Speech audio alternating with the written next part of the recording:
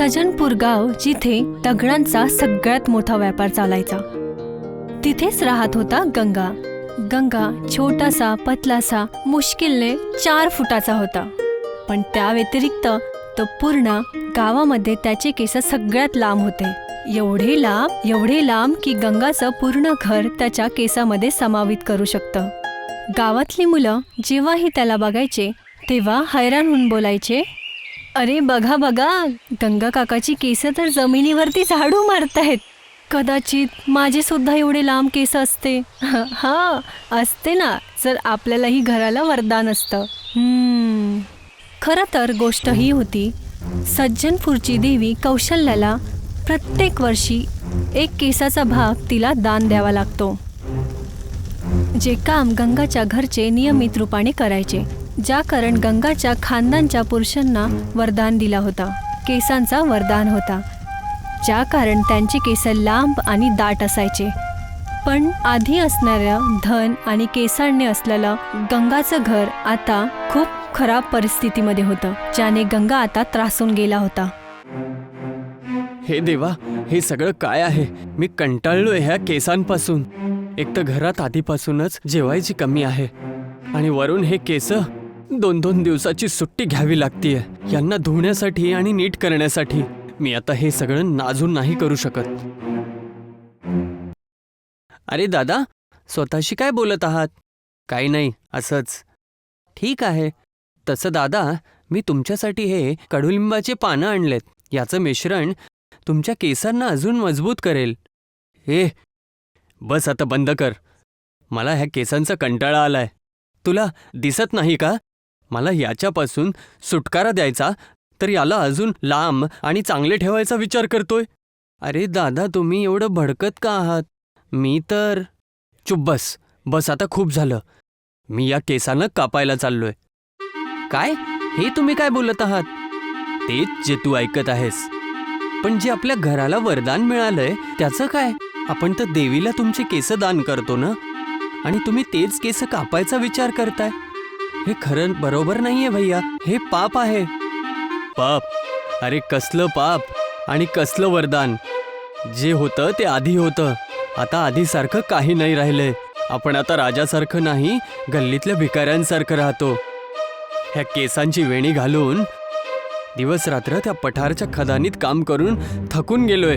हे वरदान आणि देवी आईचे हे बोलणं आता फक्त बोलायचंच राहिलंय. तुला माहिती तरी आहे की लोक माझ्या मागे काय बोलत असतात, काय काय चिडवतात मला? नाही, तुला नाही माहितीये. त्यामुळेच मला समजवायचा विचार नको करूस. या गाववाल्यांच्या डोळ्यामध्ये आपल्यासाठी जी इज्जत आहे ना, ती फक्त देवी आईच्या महापूजेसाठी आहे.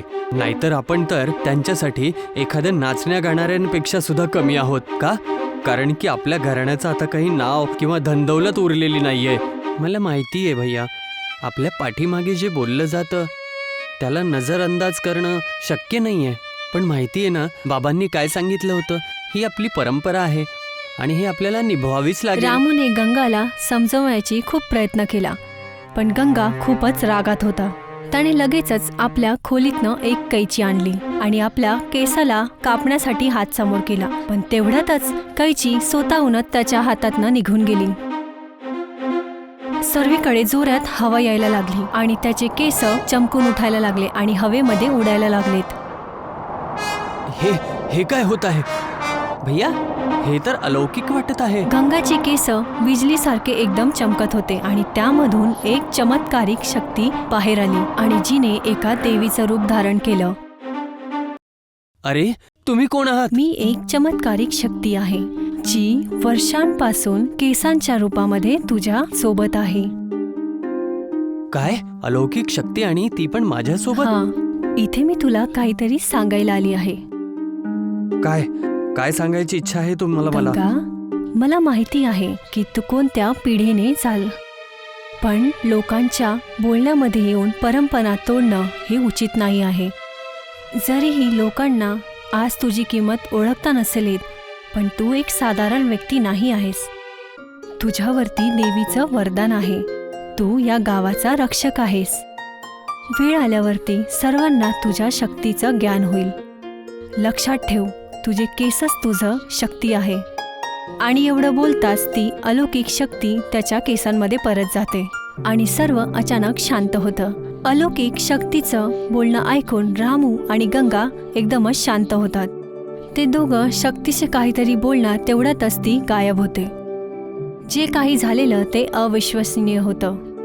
पण त्याच कारणाने गंगाने केस कापायचा निर्णय मागे घेतला आणि शेवटी देवी कौशल्याचा महापूजेचा दिवस आला. त्या दिवशी गंगेने प्रथानुसार आपले केस देवीला दान केले आणि आपली मनातली गोष्टही देवीला सांगितली. हे देवी मा, मी आज खूप मोठ्या मनाने तुम्हाला काही विचारू इच्छितो. ह्या केसांमुळे लोक माझी चेष्टा करत आहेत. याच्यामुळे मला अपमान सहन करावा लागतोय आणि हे आता मला सहन नाही होत आहे. माझी इच्छा आहे की माझं घराणं परत तशीच पूर्वीसारखी, आम्हालाही तोच सन्मान मिळावा जो आमच्या पूर्वजांना मिळत होता. जी अलौकिक शक्ती मी माझ्या केसांसोबत घेऊन फिरतोय त्याचं प्रत्यक्ष दर्शन सगळ्यांना हो आणि सगळ्यांना ती शक्ती दिसली पाहिजे जी रक्षा करण्यासाठी माझ्या आतमध्ये माझ्या सोबत असते. शेवटी गंगाने आपली गोष्ट देवी माताला सांगितली आणि जसंच त्यांनी सांगितलं की माझे शक्तीचे दर्शन झाले तसंच आकाशामध्ये आभाळ आले आणि जोरात पाऊस चालू झाला. खूपच जोरात पाऊस, ज्या कारण पाणी गावामध्ये भरायला लागलं आणि पावसाचा एवढा मोठा विकराल रूप बघून गावातली लोक इकडे तिकडे धावायला लागलीत. अरे पूर आला, अरे पूर आला, अरे आपण सगळे बुडून जाऊ. सर्वजण खूप घाबरलेले होते आणि कोणालाच काही समजत नव्हतं की आता काय करायचं. तेव्हाच रामूने गंगाला बोलले, दादा, मला लक्षात आहे गावाच्या दक्षिणमध्ये एक दगड आहे. जर तो दगड तिथून निघाला तर पाणी त्या रस्त्याने तिकडे निघून जाईल आणि सगळं गाव आपलं वाचून जाईल. रामूचं बोलणं ऐकून गंगाने लगेचच गावातल्या लोकांना त्या खाईकडे घेऊन गेला. त्याने बघितलं की तो विशाल मोठा दगड त्या खाईमध्ये अटकलेला होता. त्याने बघितलं तर गंगाही घाबरला, पण त्याने शेवटी हार नाही मानली. त्याने हिम्मतने काम घेतलं. हे देवी, मी खरंच ह्या गावाचं जर रक्षक आहे तर ही माझी आज मोठी परीक्षा आहे. माझी परीक्षा आहे, त्यामुळेच तुझी कृपा माझ्यावरती राहू दे देवी मा. देवीचा आशीर्वाद घेऊन गंगा आपल्या कामामध्ये पुढे गेला. त्याने आपला केसाचा जुडा खोलला आणि त्याला त्या दगडाशी बांधलं आणि आपलं पूर्ण ताकद लावून रस्सीसारखं त्या दगडाला खेचायला लागला. पहिल्यांदा तर दगड हरला सुद्धा नाही, पण परत गंगाने त्या अलौकिक शक्तीला प्रार्थना केली. हे अलौकिक शक्ती, जर मी ह्या गावाचा रक्षक आहे तर माझी मदत कर आणि ह्या गावाला माझ्या सोबत वाचव. आणि तेवढ्यातच चमत्कार झाला. गंगाच्या केसांमध्ये परत ती चमत्कारिक शक्ती परत आली आणि आता दगड हळूहळू त्या जागेवरनं हलत होता. हे बघून गंगाने आपली पूर्ण ताकद लावली आणि तो भारी दगड त्या खाईच्या दरवाजापासून लांब गेला आणि पावसाने भरलेला पूर्ण पाणी त्या रस्त्याने बाहेर पडायला लागला. आता कुठे जाऊन ते पाणी नदीमध्ये मिळायला लागलं आणि गावातलं पाणी पूर्ण खाली झालं आणि गंगाचं हे चमत्कार बघून सर्वजण त्याच्या पाय पडले. गंगा, आज तू आमचा जीव वाचवलास. खरंच तू आमचा रक्षक आहेस गंगा. तू खरंच आमचा रक्षक आहेस. बरोबर बोलले गंगा, तुझ्यावरती तर खरंच देवीचं वरदान आहे. आजपासून याची कोणी चेष्टा नाही करणार. आम्ही वचन देतो. दादा, बघितलंस तू, तुम्ही करून दाखवलं.